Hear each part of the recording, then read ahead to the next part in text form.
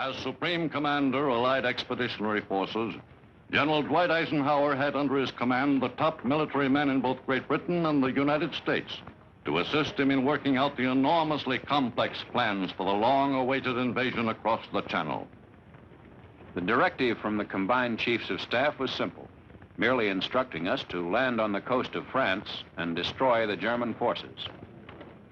The general plan, approved as the outline of the operation we intended to conduct, was land on the Normandy coast, build up the resources needed for a decisive battle in the Normandy-Brittany region, and break out of the enemy's encircling positions.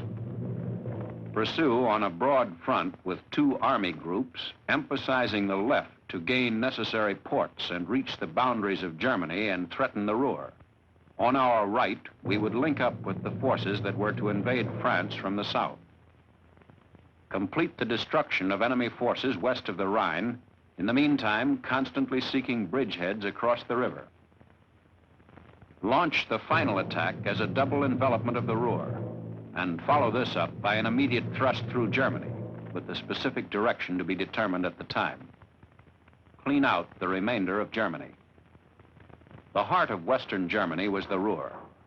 Nowhere else in Europe were there coal deposits equal in quality and so easily workable. For generations, the Ruhr had been mined alternately by Germany and France, as control of the key territory shifted from one country to the other during the succession of Franco-Prussian wars. Each year, millions of tons of coal were mined in the Ruhr and fed into the maw of Germany's heavy war industry. Without the Ruhr's enormous output of coal, the German war machine could not have functioned efficiently. The huge quantities of materiel which had made Hitler's victories in Europe and Africa possible had their origin in the Ruhr. Now, as Hitler's grip on Western Europe was threatened by the Allies, Nazi war machines continued to pour in a steady stream from German factories, whose operation depended largely on the Ruhr.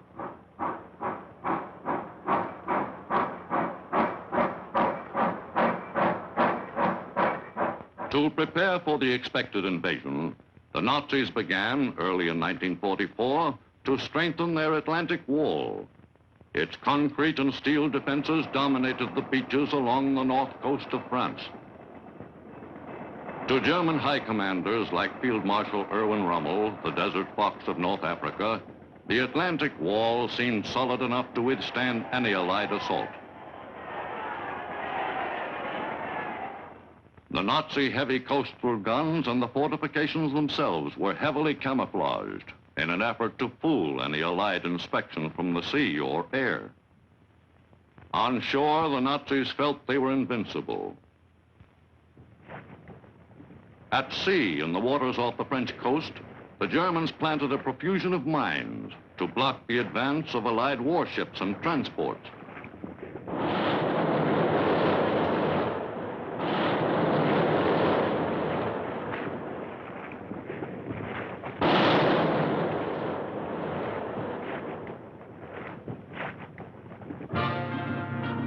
In the early months of 1944, nearly 1 million Allied soldiers arrived in the United Kingdom, swelling the potential striking force of Allied fighting men there to almost 3 million.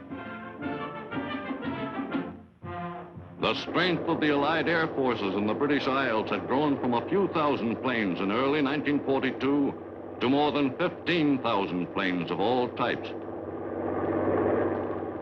The 5,000 Allied bombers in England were prepared to drop hundreds of thousands of tons of bombs in support of the invasion. The stockpile of vehicles alone for use in the invasion totaled hundreds of thousands of tons.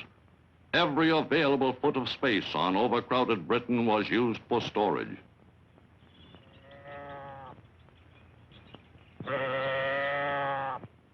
Landing craft of all types were in readiness for the assault on the beaches. We undertook a project so unique as to be classed by many scoffers as fantastic. It was a plan to construct artificial harbors on the coast of Normandy. This Mulberry unit was practically a complete harbor.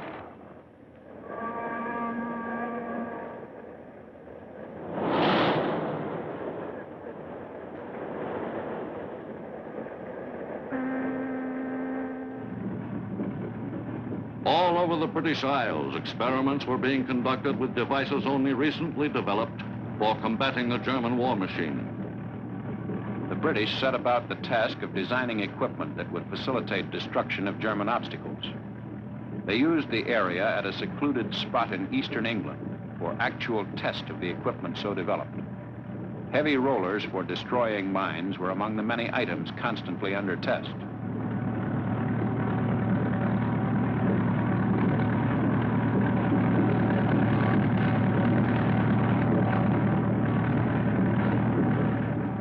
Senior commanders used every possible moment in visiting and inspecting troops. These visits, sandwiched between a seemingly endless series of conferences and staff meetings, were necessary and highly valuable. The men who were to make the greatest assault in history trained exhaustively under conditions similar to those they would probably meet on the continent. The pre-invasion exercises were much tougher than the maneuvers they had known in the U.S., and the men took them much more seriously. The troops gained needed experience in coordinating their simulated attack with that of other units and operating as a well-integrated fighting force.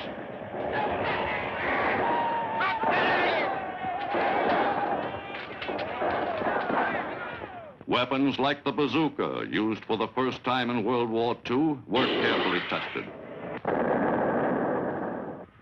And the men themselves were toughened up for the invasion in extensive sessions of hand-to-hand fighting. All our preparations were inspected in detail by the highest Allied officials. In all our conferences, Mr. Churchill clearly and concretely explained his attitude toward and his hopes for Overlord. He gradually became more optimistic than he had earlier been, but he still refused to let his expectations completely conquer his doubts.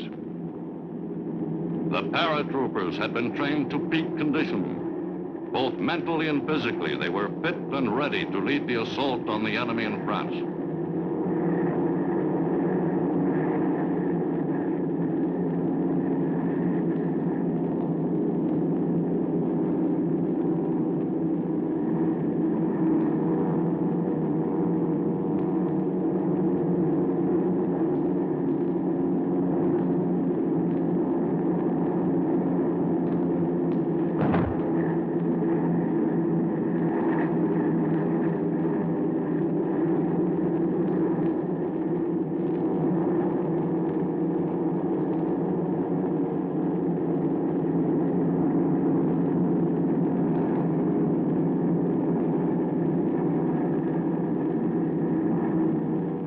Prime Minister Churchill and General Eisenhower were impressed with the performance of the paratroopers. The airborne force to be used in the invasion was the greatest up to that time. More than 13,000 men were to participate on the drop behind the enemy's lines. The air plan, already in execution, called for the progressive wearing down of the Luftwaffe and the destruction of critical points in the rail and highway systems so as to isolate the coastal areas selected for assault. The heavy air blows against the railroads in France began in April, about 2 months before the tentative invasion date.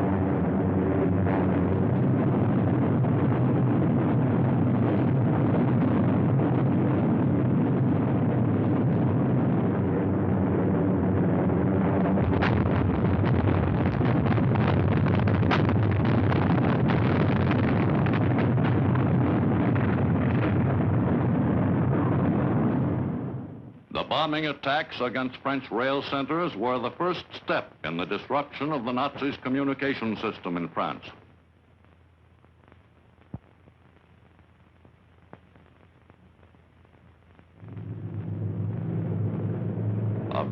our bombers did not always escape unscathed.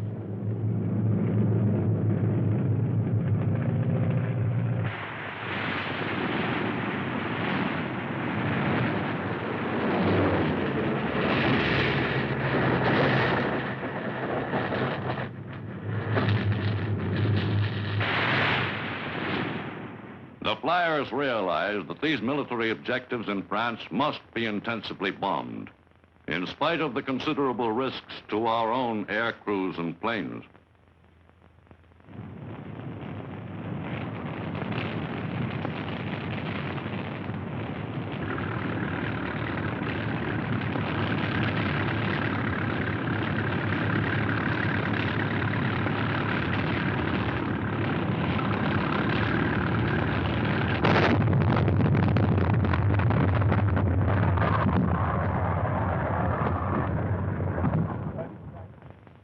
The next combination of moon, tide, and time of sunrise that we considered practicable for the attack occurred on June 5th, 6th, and 7th. If none of the 3 days should prove satisfactory from the standpoint of weather, consequences would ensue that were almost terrifying to contemplate.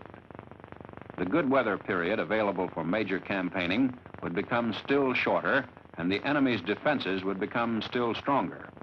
It was a tense period, made even worse by the fact that the one thing that could give us this disastrous setback was entirely outside our control. I was particularly pleased to secure the services of Admiral Sir Bertram Ramsay as the Naval Commander-in-Chief. He was a most competent commander of courage, resourcefulness, and tremendous energy.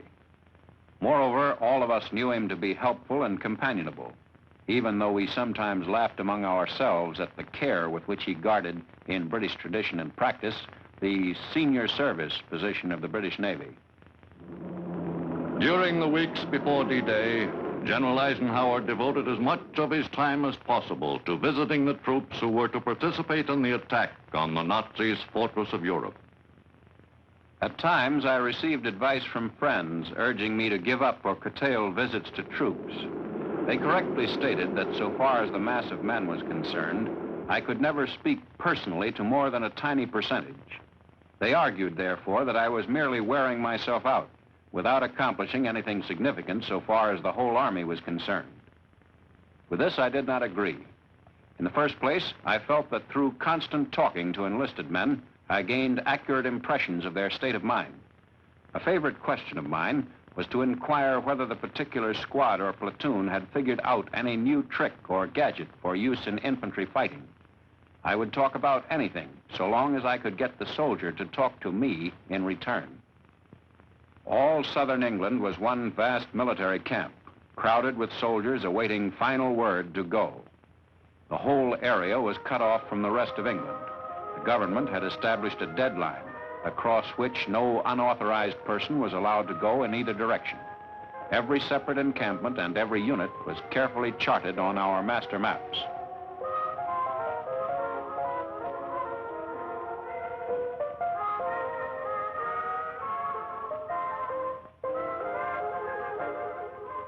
The men prepared to go aboard ship.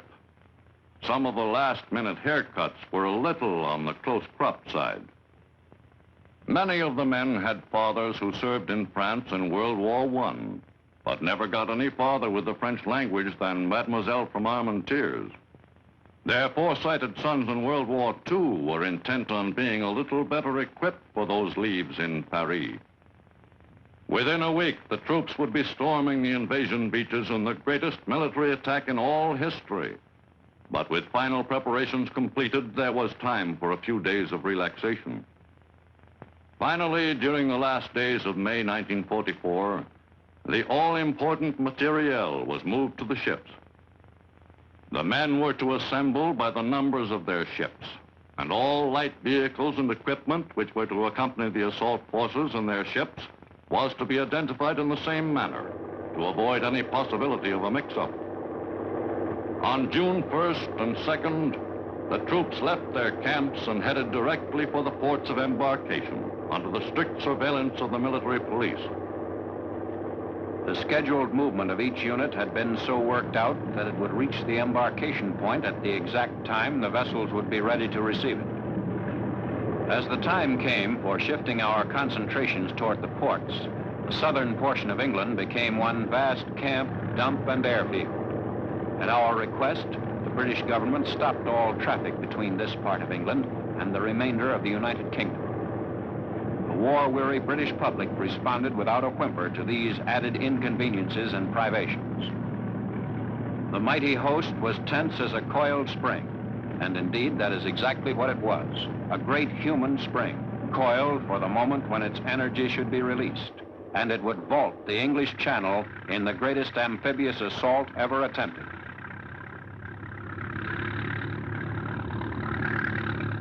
With D-Day set for June 5th, the weather turned suddenly bad the day before the scheduled assault. Weighing all factors, I decided that the attack would have to be postponed. This decision necessitated the immediate dispatch of orders to the vessels and troops already at sea. However, as the weather cleared, the decision was made to go ahead with the attack on June 6th. Again, I had to endure the interminable wait that always intervenes between the final decision of the High Command and the earliest possible determination of success or failure in such ventures. I spent the time visiting troops that would participate in the assault. A late evening trip on June 5th took me to the camp of the U.S. 101st Airborne Division, one of the units whose participation had been so severely questioned by the air commander. I talked to them about anything and everything. If men can naturally and without restraint talk to their officers, the products of their resourcefulness become available to all. Moreover, out of the habit grows mutual confidence, a feeling of partnership that is the essence of esprit de corps. An army fearful of its officers is never as good as one that trusts and confides in its leaders. Found the men in fine fettle, many of them joshingly admonishing me that I had no cause for worry, since the 101st was on the job and everything would be taken care of in fine shape.